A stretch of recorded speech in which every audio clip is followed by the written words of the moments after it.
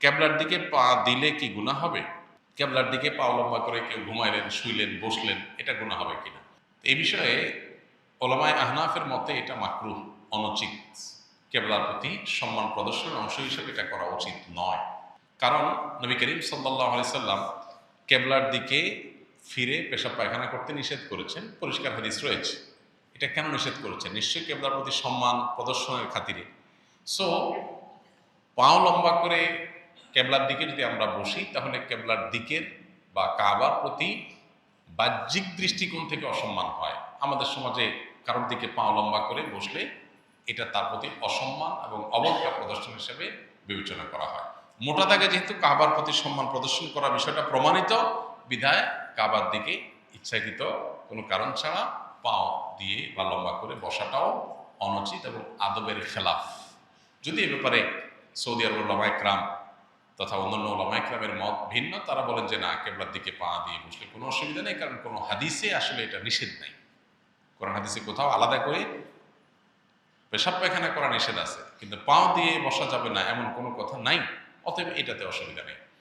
তো দুই পক্ষেরই যুক্তি আছে, প্রমাণ আছে। ইজতিহাদি বিষয়, সতর্কতা এবং অধিকতর নিরাপদ মত হলো যে কেবলার দিকে ইচ্ছাকৃতভাবে পা না দিয়ে বসা, কেবলার প্রতি সম্মান প্রদর্শনের জন্য। বর্তমান জামানায় ইসলামিক গজলের মধ্যে বিভিন্ন থাম্বনেল ইউজ করা হয়, যা অনেকটা গান বাদ্যযন্ত্রের মতো, এই ধরনের গজল শোনা বা অনলাইনে রিলিজ দেওয়া জায়েজ হবে কিনা? থাম্বনেল যেটা, এটা তো একটা পিকচার, এখানে বাদ্যযন্ত্রের ছবি দিলেই ওইটা শোনা হারাম হয়ে যাবে না। যদি ইসলামী গজল বা গানের কথাগুলোর ব্যাকগ্রাউন্ড সাউন্ডের মধ্যে যদি কোনো মিউজিক থাকে, মিউজিক বাজে সূক্ষ্মভাবে, তাহলে সেটা শোনা না জায়েজ, গুনাহ, শোনা যাবে না।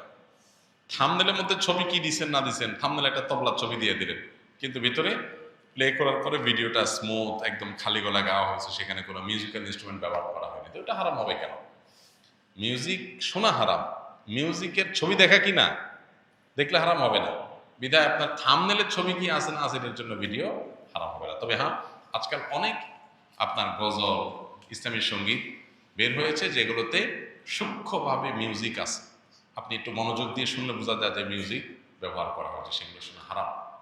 এগুলো আপনার খুবই সূক্ষ্মভাবে মানুষকে হারামের দিকে নিয়ে যায়। আমরা হয়তো ইসলামের কথা শুনে, আল্লাহর কথা শুনে, কোরআন হাদিসের কথা শুনে, ভালো কথা শুনে আমরা এগুলোকে শুনি, কিন্তু নিজের অজান্তে আমি হারামে লিপ্ত হয়ে যাচ্ছে। এগুলো আমাদের সতর্ক থাকতে হবে।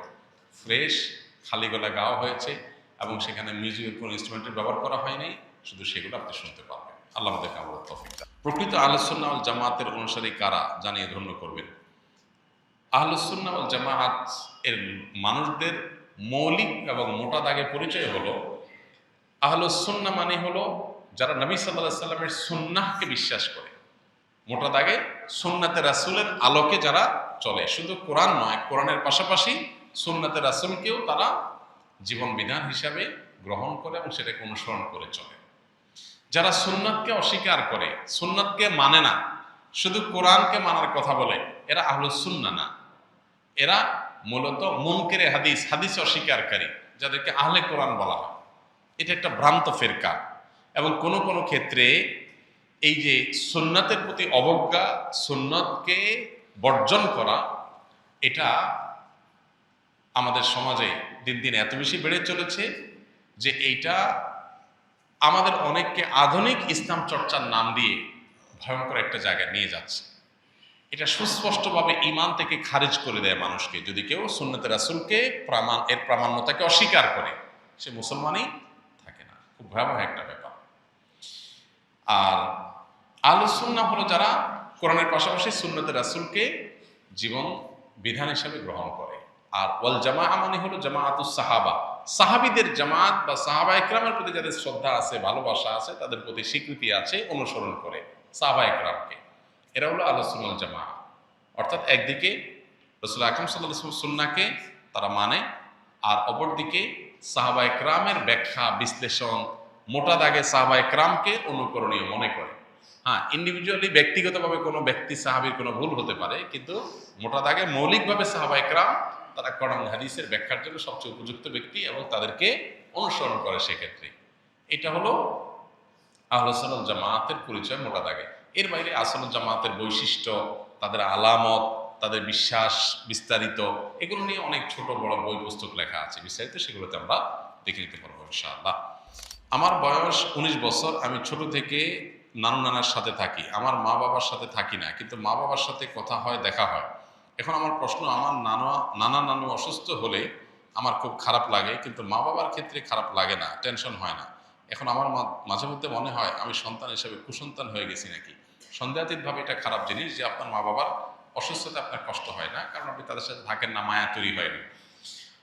প্রথমত, মা বাবা হিসাবে তারা, অভিভাবক হিসাবে, আপনার মা বাবা হিসাবে তাদের কোনো কষ্ট হলেই আপনার ভিতরে কষ্ট অনুভব হতে হবে। এটা হওয়ার জন্য আপনি তাদের সান্নিধ্যে যাবেন, তাদের কাছে থাকবেন, এবং আপনার এই কাউন্সিলিংটা দরকার। যে মা বাবা আপনার জন্মদাতা, নানা নানু নন, অতএব দুনিয়াতে আসছেন তাদের উসিলায়, তাদের মাধ্যমে, নাহলে দুনিয়ার আলোই দেখতেন না। বিদায় তাদের প্রতি আপনার কর্তব্য আছে, সেই কর্তব্যটা আপনাকে পালন করতে হবে। এটার জন্য প্রয়োজনে তাদের সাথে থাকবেন, তাদেরকে ধারণ করবেন, বোঝার চেষ্টা করবেন, তাদের অবদানটাকে অনুভব করার চেষ্টা করবেন, তাহলে ইনশাআল্লাহ এই দায়িত্ববোধটা জাগ্রত হবে।